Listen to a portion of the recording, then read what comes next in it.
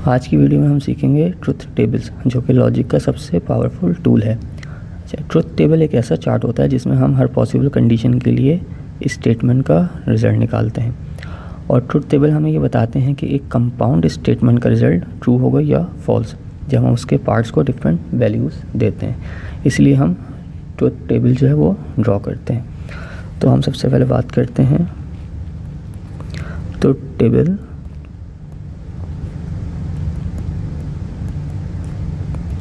For negation. ठीक है, negation का ट्रुथ टेबल कैसे बनता है।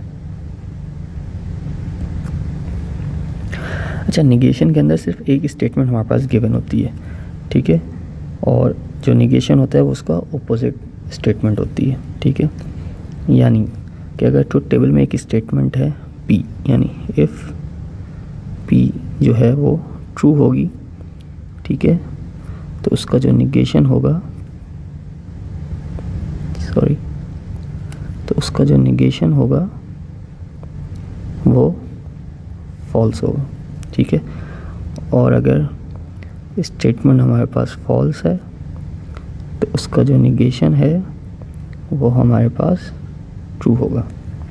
तो ये सिंपल ट्रुथ टेबल है नेगेशन का, क्योंकि इसके अंदर एक ही स्टेटमेंट होती है तो इसका जो चार्ट है वो इतना लेंदी नहीं होता। ठीक है, तो सेकंड हम बात करते हैं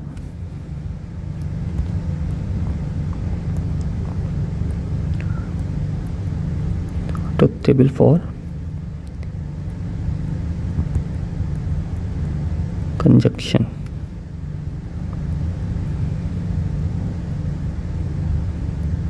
ठीक है,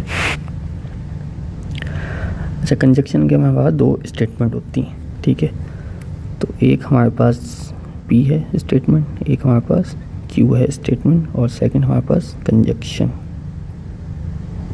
Q।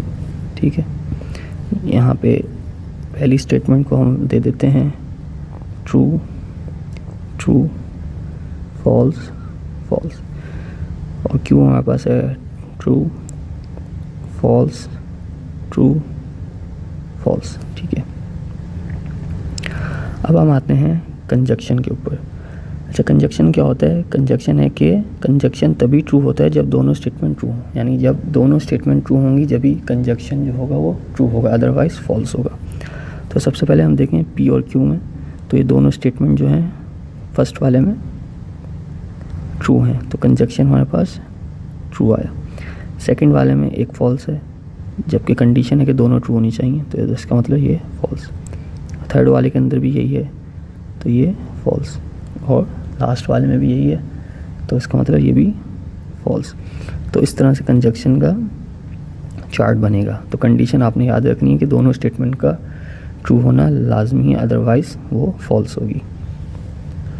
थर्ड हमारे पास है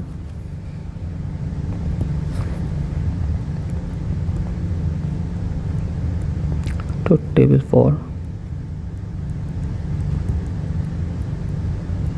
डिसजेक्शन।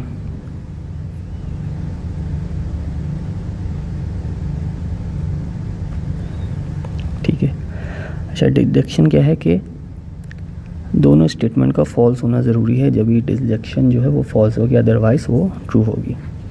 तो यहाँ पे हम दोबारा एक चार्ट बनाते हैं P Q और डिसजेक्शन। तो वैल्यूज़ हमारे पास हैं ट्रू ट्रू और false false, true false true false. ठीक है, अब हम आते हैं इसका डिसजेक्शन निकालते हैं। तो कंडीशन क्या थी कि दोनों स्टेटमेंट फॉल्स होंगी तो ही डिसजेक्शन फॉल्स होगा, अदरवाइज ट्रू। तो यहाँ पे दोनों स्टेटमेंट ट्रू हैं, तो इसका मतलब ये ट्रू है। यहाँ पे एक फॉल्स है और एक ट्रू है, तो इसका मतलब ये भी ट्रू है, क्योंकि दोनों का फॉल्स होना ज़रूरी है। तो यहाँ पे भी ऐसे ही है। लास्ट वाले में दोनों फॉल्स हैं, तो ये हमारे पास फॉल्स आएगा। तो इस तरह से हम ट्रुथ टेबल बनाते हैं नेगेशन, कंजक्शन और डिसजेक्शन का।